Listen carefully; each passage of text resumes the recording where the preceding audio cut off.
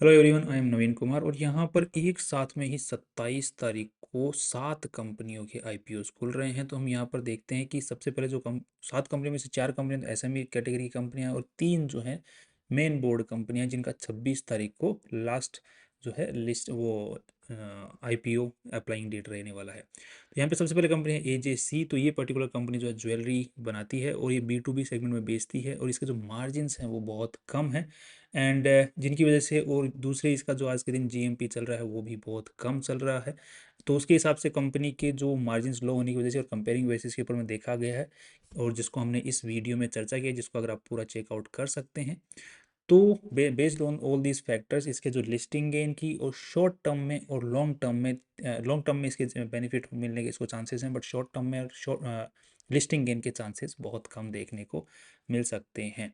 अब ध्यान रखिए कि हम लोग जब भी किसी भी कंपनी की बात करते हैं तो लिस्टिंग गेन एक तो जैसे लिस्ट कितने पे हो सकता है, शॉर्ट टर्म मतलब अगर मान के चलो फ्लैट लिस्टिंग हो गई तो हमें शॉर्ट टर्म में मतलब अगले 3-4 महीने 5-6 महीने के अंदर में कहाँ तक जा सकता है, ऊपर जा सकता है कि नहीं।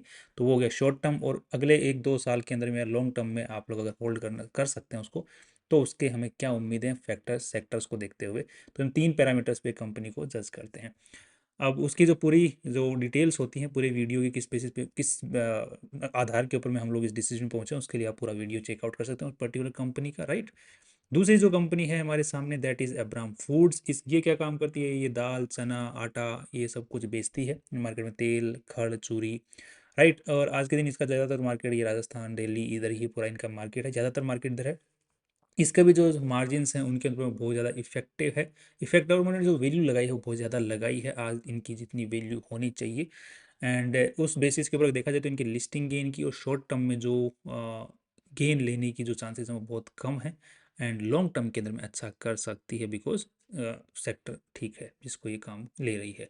जीएमपी अगर हम लोग चेक करते हैं तो जीएमपी भी आज के दिन डाउनवर्ड ट्रेंड में ही देखने को मिल रहा है। उसका पूरा वीडियो आपको इस नाम से देखने को मिल जाएगा।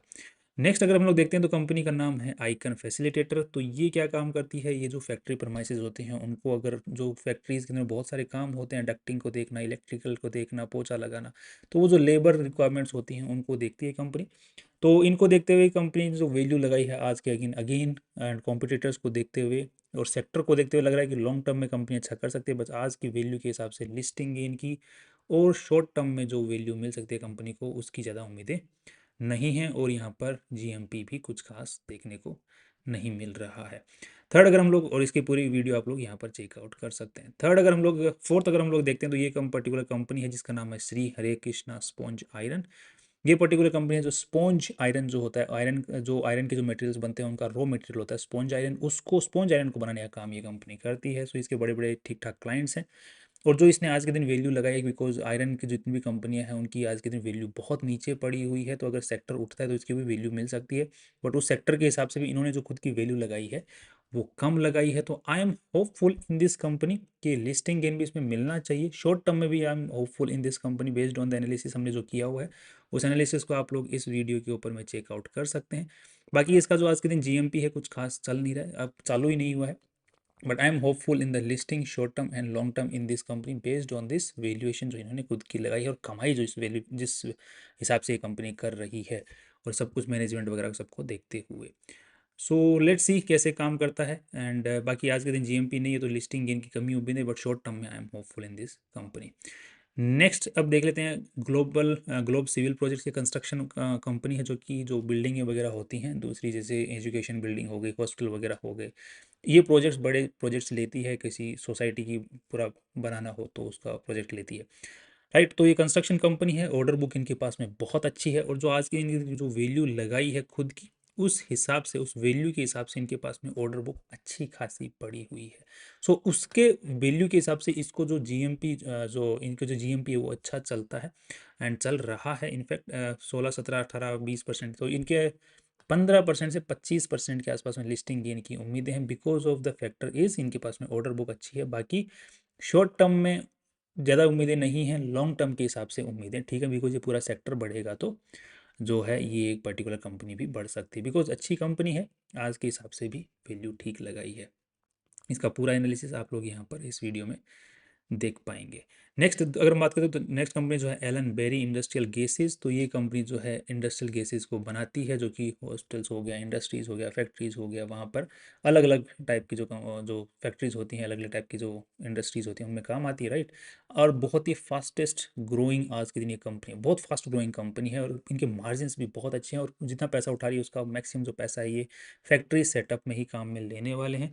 सो in this particular company again I am hopeful in the short term, long term and in the listing gain as well.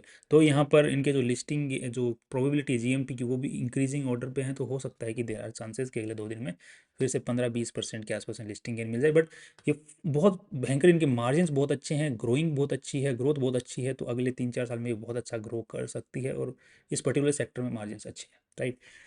सो उस हिसाब से long term, short term and listing gain में I am hopeful in this particular company. Next company अगर हम लोग देखते हैं तो यहाँ पे है कलपतरू लिमिटेड। ये बिल्डर है, बहुत बड़े बिल्डर हैं, काफ़ी पुराने बिल्डर्स हैं, और उनके पास में काफ़ी अच्छी खासी ज़मीनें हैं, उनके पास में प्रोजेक्ट्स बहुत अच्छे खासे पड़े हैं, आज के दिन चल रहे हैं, अपकमिंग प्रोजेक्ट्स भी बहुत अच्छे खासे हैं। बट इन्होंने जो वैल्यू लगाई है खुद की, दूसरे जो बिल्डर्स हैं उनके हिसाब से वो वैल्यू थोड़ी सी ज़्यादा लगा रखी है, उस हिसाब से इस कंपनी को देखा जाए। बट जिस हिसाब से जितना बड़ा ये बिल्डर है, उस हिसाब से अगर देखा जाए तो इसमें लॉन्ग टर्म में इसको अच्छी वैल्यू मार्केट दे सकता है, बिकॉज मार्केट में और भी बड़े बड़े बिल्डर्स हैं, उनको भी मार्केट ने बहुत अच्छी वैल्यू दे रखी है। तो उस बेसिस पे अगर तय किया जाए competition wise, because earning wise अगर इसको कंपेयर करते हैं तो अर्निंग वाइज ये कंपनी अच्छी कमाई नहीं कर रही है। बट अगर हम कॉम्पिटिशन के हिसाब से जिसकी इसकी मार्केट वैल्यू है, राइट, जो इसकी वर्थ है, ऑर्डर बुक है, इनके पास प्रोजेक्ट्स हैं, उनको देखते हुए अगर देखा जाए तो इनकी वैल्यू लॉन्ग टर्म में निकल के आ सकती है। सो लॉन्ग टर्म में बोलूँगा, शॉर्ट टर्म में और लिस्टिंग गेन में मुझे ज़्यादा उम्मीदें इससे नहीं है। तो अगर लॉन्ग टर्म व्यू अगर आप लेके चल सकते हो तो इसके अंदर में हम लोग इन्वेस्ट करके छोड़ सकते हैं।